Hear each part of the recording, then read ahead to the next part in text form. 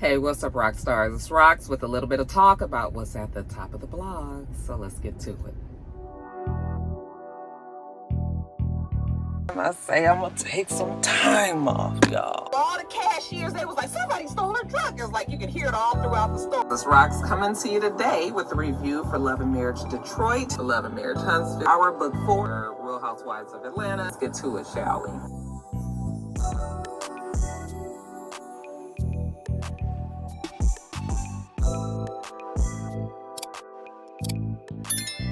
Roxstars, so if you see me, I'm dressed down today. That's because I am doing this video on Monday, which means I'm working from home, which means I'm on my lunch break. However, I got a little wiggle room because it's getting increasingly more difficult to do this video on Tuesdays when I get back to the office, child. You know, you can't be gone from that desk too long. People be watching, you know, you just can't never be too safe. All right. So I decided, let me do my video on Monday so that it'll be up ready and fresh for you guys Tuesday morning, as long as YouTube doesn't flag it. I haven't had any more flagging problems since I got rid of power. And so hopefully we'll stay on this lucky streak. First story up, you guys. Is a rest in peace to Houston rapper and producer Beat King. He died on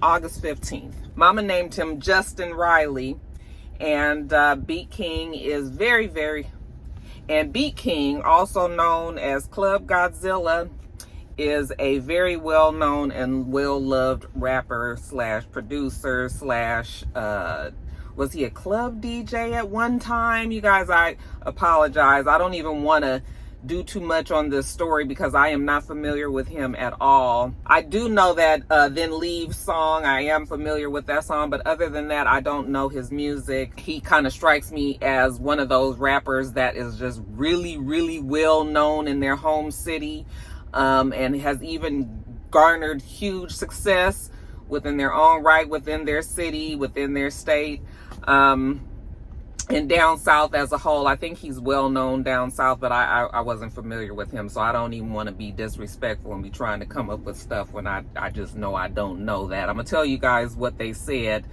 about Beat King, though. Apparently he was very innovative and made some changes to the whole music landscape out there in Houston, changed the sound of music in Houston.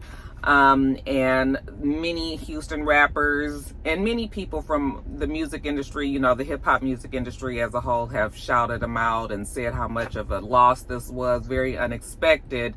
He's young, you guys. Apparently he was at a radio event for Urban One, like / Radio One. They were having some sort of event, and he was actually on the air, they said, with the DJs at the radio station, and he fainted.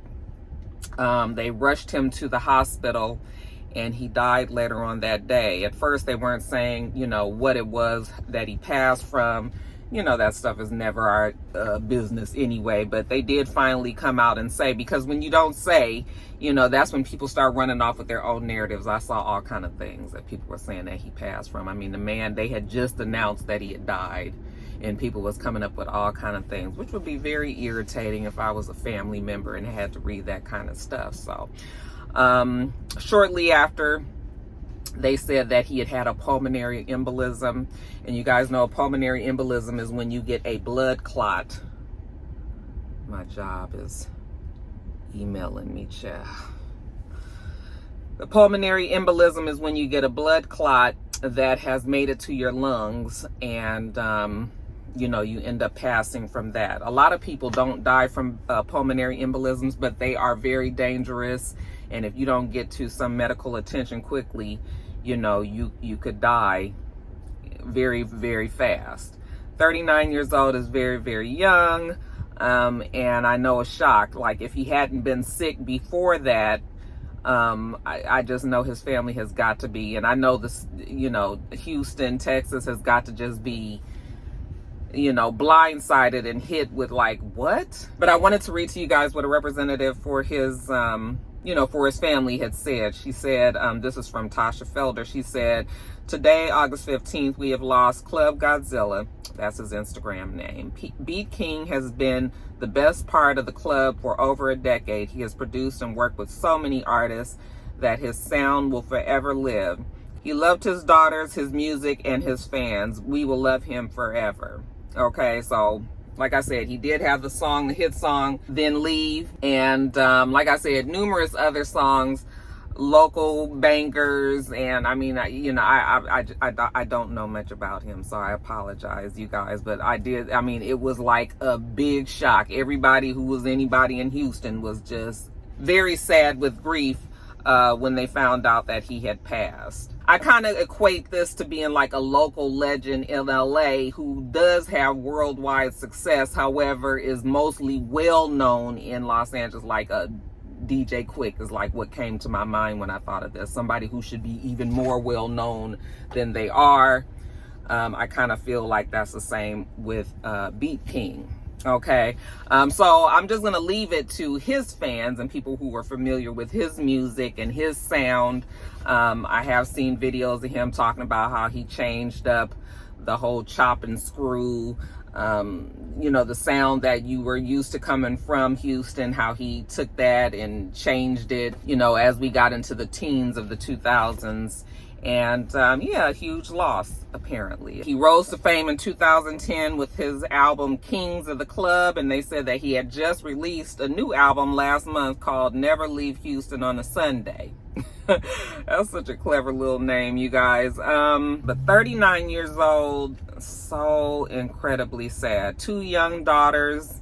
So incredibly sad, you guys. But like his representative said, his music is going to live forever. That's the one good thing about being in the entertainment industry as a whole. You've left your mark, and you can live through your music for these people and even affect people years and years and years and years later. So he was not married, but he was a father of 2. Like I said, he leaves behind, I'm sure, a score of family and friends, loved ones, fans all over. Rest in peace to Beat King.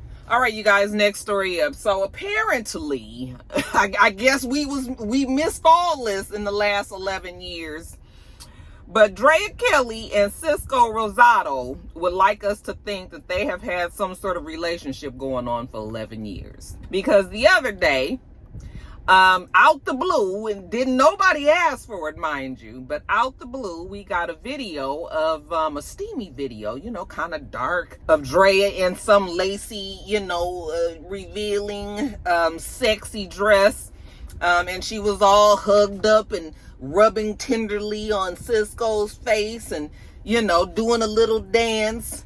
She loved that Auntie Lace twerk that she always got to do, child. I'm telling you. Now, Drea Kelly is very talented. I'm not going to even besmirchify her on that one. Shout out to Don King. But I'm going to speak for a lot of people when I say we didn't had enough of Drea. But we tolerate Drea because Drea, at the end of the day, ain't really did nothing to nobody. I mean, of course, there are many people who believe that how can you be married to R. Kelly for all those years, produce so many children for R. Kelly for all those years, and not know that he was doing these type of things to these women for all those years? So, some people have a specific side eye for Drea Kelly, but that's neither here nor there. We're talking about her in the AAW.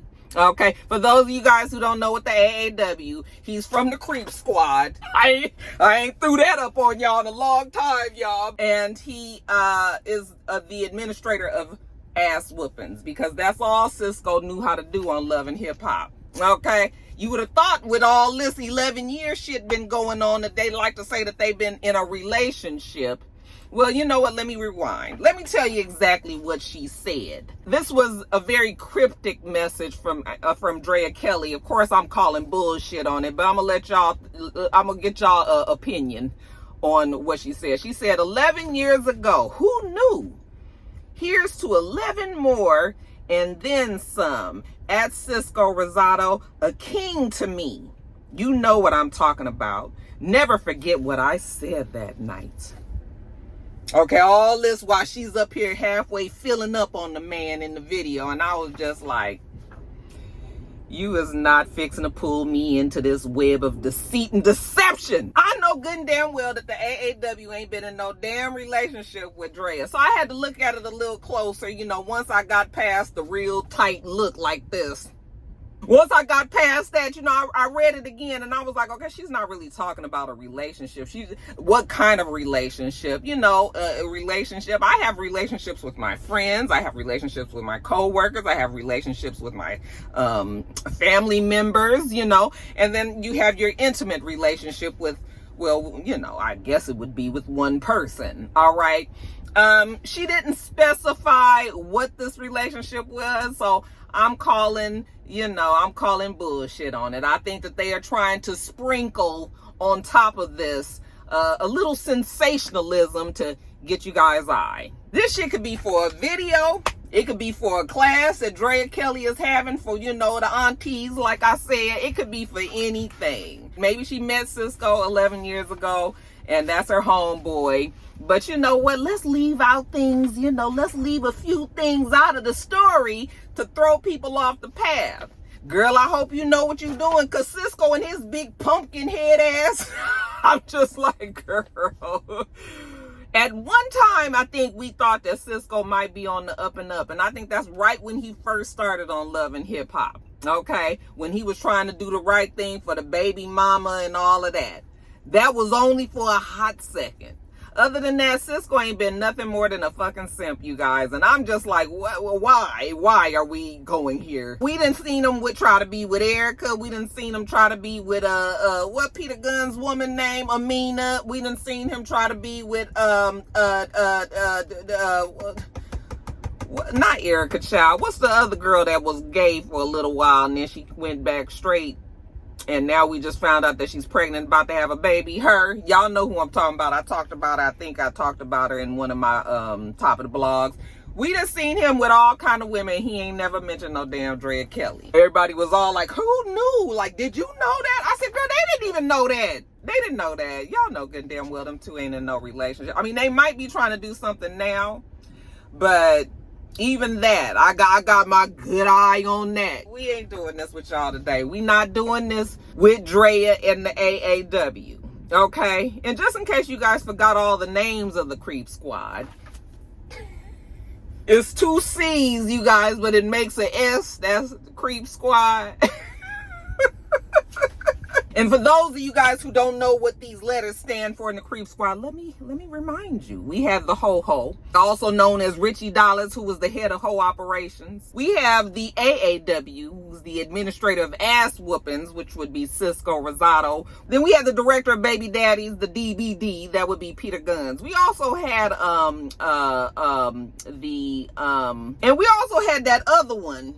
I can't think of his name right now, you guys, but remember the one that when Cardi B first came on the show, he was supposed to be her manager or helping produce her album or whatever. Can't think of his name. He was in and out, so we don't always add him in. However, the DBD, the AAW, and the Ho-Ho, they can kiss my ass on this. Tired of them. Last time we heard from Cisco was when him and the damn DBD was having that fight. Remember them two was supposed to be fighting in the ring? Like an actual televised moment? Child, they is not fixing to get me wrangled in on this one. They know good and damn well that them two was not together no 11 years ago. But again, she never really said that they was in a relationship intimately. Okay, although that video would lead you to think differently. All right, girl, because we don't hugs up on our homeboys like this. All right, all lovingly and sexy and doing her little dance that she... Child, that Drea be killing me. Every time she always want to do some kind of, you know, and 1, and 2, 3, and 4, and bring it on down, and go, and turn around and pop, pop, pop, and bring it all around, and go, and go. Shout out to Beyonce for using your little thing that you did and all that, and you know, kind of gave you your flowers. All right, we ain't never gonna say you ain't talented and everything, but get away from us with this shit. All right, yeah, I don't believe that they're any kind of relationship. I think we gonna find out in a couple of days. You know how people do. They come out with something and a couple of days later they explain, you know, what that was about. Kind of like when Snoop Dogg said he was stopping smoking and then it turned out he was doing a commercial for smokeless pits. that didn't do all that well. It turns out everything Snoop touches doesn't turn to gold, but that's neither here nor there. Yeah, we ain't buying it. Girl, we ain't buying it. You and Cisco could go away from us with this. All right, you guys. So this next story, I was so saddened to hear. You guys know Cash Doll, who, I love, because this might be really shallow, but I just love the fact that her hair is just always bomb. And I like her, and I've been trying to get familiar with her music because I didn't really know Cash Doll other than I knew she was a rapper. I knew she was from Detroit, and the times that I have seen her, I was like, oh, I like her. She seems like she is a cool girl, So I had started following her, and then, of course, fell in love with every time she stepped out on that fucking camera. She is looking good, So you guys know that she's been in the social media streets a lot lately because she just recently had a baby, and there was all this talk about the baby shower, her having one at Louis Vuitton, and we had to explain to some folks that was quite normal. People do have parties at these stores, and those who know, and then she was in social media again, these streets recently, because her and the baby daddy, the father of her 2 kids, they broke up, and they both was doing videos talking about how, they gonna be fine without the other one and everything. And, I was kind of saddened by that, but, listen, if the shit ain't working, the shit ain't working. All right. So they had broken up right after she had that baby, So we've been seeing a lot of Cash Doll lately. Well, not yesterday, but a few days ago, I guess on the weekend, Saturday, I saw her talking on the video, and she was saying how her home was burglarized, and that she was out of town, and she had put on her social media that she was out of town. So I guess there were 4 people that thought that the house was going to be empty. And if you guys follow Cash Doll, you guys know that she very much shows her luxury items all the time, like all the time. She's always got a purse, huge stacks of money in her purse and everything. I mean, I think that is a Detroit thing, because I would watch her videos and I'd be like, girl, you have got to be careful. You have got to be careful, because like I know, niggas will break into your house for a whole lot less, So the fact that she was doing that, I was always concerned for her safety. And I was like, she must have a security team that is on 1,000, because otherwise, it is so not safe doing what she's doing. Anyway, and it's sad that you have to be that way, because you should be able to have nice things, and you should be able to show it if you want to, and you shouldn't have to worry about the risk of people coming to take what you got. But, the reality is, there are a lot of people out there who want what you have and don't want to work to get it, okay? And they figure the easier way is to just go steal it. While she was out of town, they broke into the house. However, her kid's father was there. Now, I don't know if that means that they're back together, or if he was just house sitting or staying there while she was gone, or whatever their arrangement is. It doesn't even matter. Good thing he was there. Then he ended up getting into a shootout with the guys that had broken into the house. The police was called. The police came and ended up catching everybody. But how scary and how unfortunate, and just downright, like, that shit pisses you off. It's just like, I work hard for my stuff and somebody comes in there. But, again, we have to be way more conscious of putting that kind of stuff on social media. Like, folks is watching all the time, you guys, and I'm telling you, if they broke in my little house with and it's just as average as anybody else's house, they gonna definitely be watching for people who be having videos and stuff like that. So I'm just really hoping that Cash Doll takes this instance to not be even more like, fuck that, they not gonna tell me what I can and can't do. And I hope that this will maybe make her realize that everybody ain't your friend, everybody don't love you, everybody don't see it for you. Some people are jealous of you, some people want what you have, so I want her to be careful. But she was very upset, and she was just saying, like, what if her mother was there, what if her sisters, what if her kids was there? It would have been a whole nother situation. All this gun firing and bullets flying, just something that you do not want to even think about, especially when you have little kids and you in that house. You know, my heart went out to her. And then she was talking about this Ronnie Mayers guy, who is, I guess, like a community leader, activist, kind of, you know, in the area that she lives in. She said because she lives in this house that's the biggest house on the street in the neighborhood, you know, she's the only black person, she's the only black woman, black young woman, you know, she has a lot of people that come over, her friends and family and all that. You know, this Ronnie Mayers guy has declared that her house is a drug house, you know, so she was upset about that, and she was letting her social media followers know.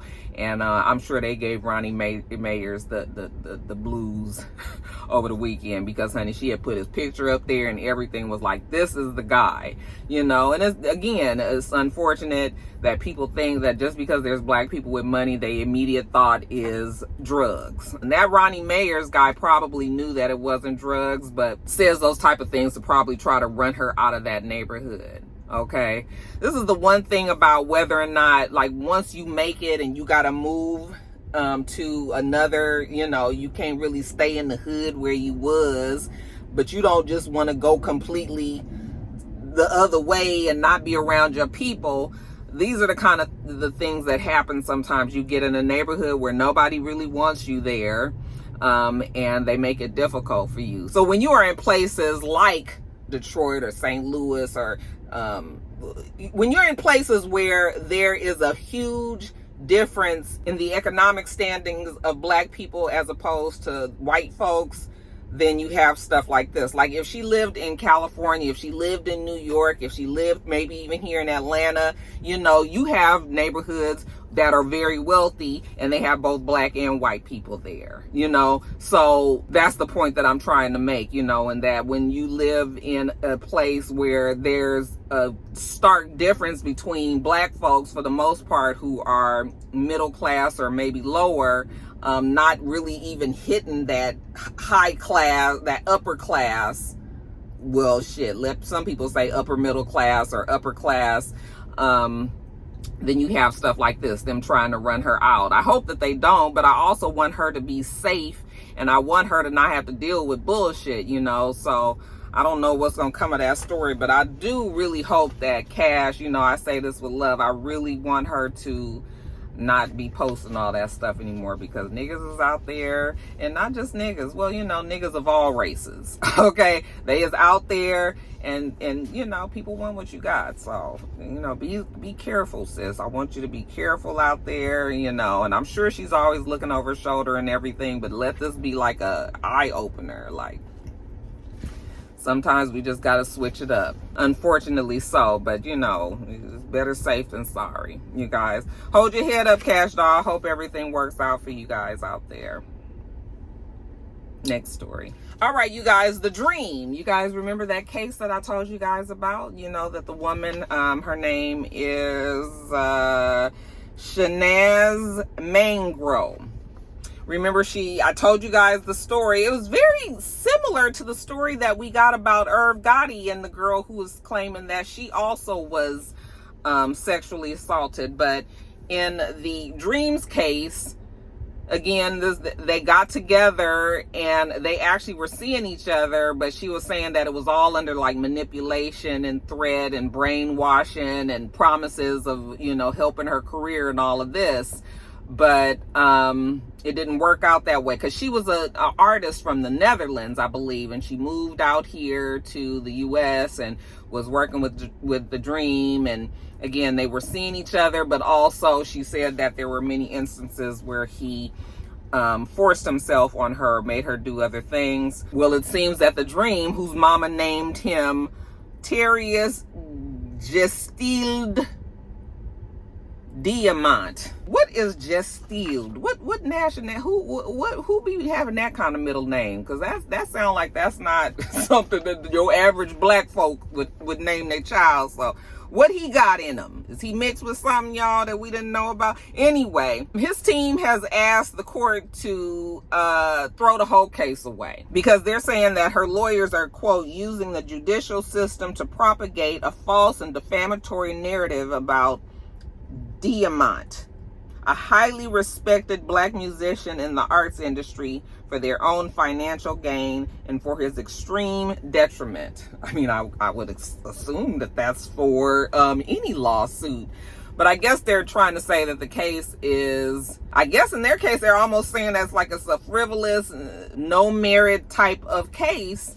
And they want it thrown out. Dream's attorneys are saying that it was a shotgun pleading because it doesn't specify factual allegations against Dream. Okay, now that's where we're gonna need our real rock star lawyers to weigh in on this.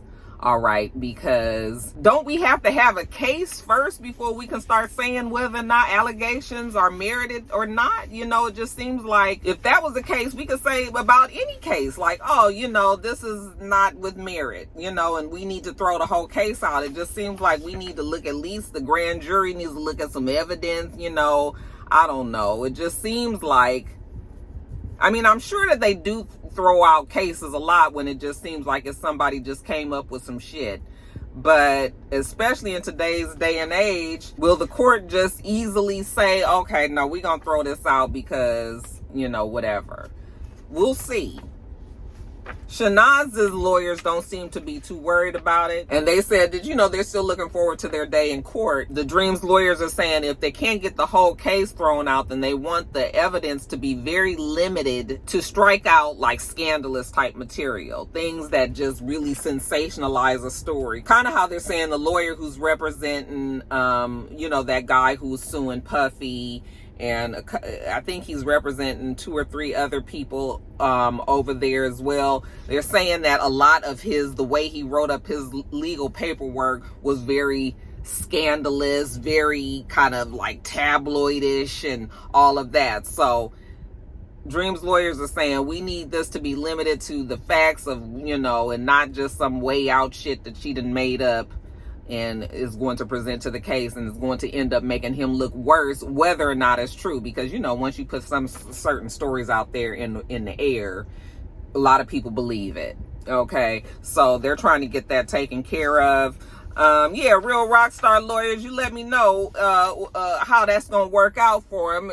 Like I said, her lawyers don't seem to be too worried about it. They say they gonna have their day in court, and the Dream is going to pay. So we'll see. Speaking of lawsuits, you guys, Nicki Minaj has settled her lawsuit with the blogger who had said that she had did drugs. You guys remember the blogger Nosy Ho had, that's her name. You guys, her blogger name. But she had made videos and made statements calling Nicki Minaj a cokehead. And Nicki Minaj decided to sue the blogger. And that lawsuit, as far as we knew, was moving forward. However, we found out that they did reach a settlement, and in the settlement, there is no money that's going to have to be paid as long as the blogger does not mention. Basically, she got to keep Nicki and her child's name out of her mouth. She cannot report anything on Nicki, whether it is legal or illegal. If she's found to have done something illegal, she can't even talk on that. She definitely cannot speak on her child any longer. She has admitted that she had no proof, no factual proof, no pictures, no videos. Nobody told her that. That was just something that she came up with on her own. Yeah, she can't mention any of that anymore. If she does mention Nicki Minaj or her son ever again, she's going to have to pay $50,000 for each offense. Okay, so anytime she even think about uttering that girl's name, she better think twice, because that can quickly become very expensive for her. I think that Nicki Minaj was willing to settle because it wasn't ever about the money to begin with. It was more so about trying to hit somebody in their pockets for saying shit about them, you know, that they know to not be true. So as long as the girl leaves Nicki alone, then Nicki is gonna leave her alone. That looks like that's the way that they worked out this case. Okay, easy enough. Even as a blogger, there's many other people that you can speak about. So I have a feeling that Nicki at least won't have any more problems with her. Okay.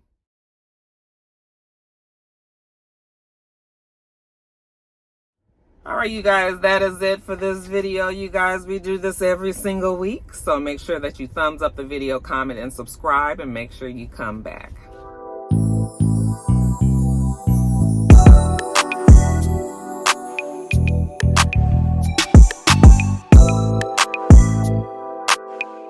Until next time, Roxanne.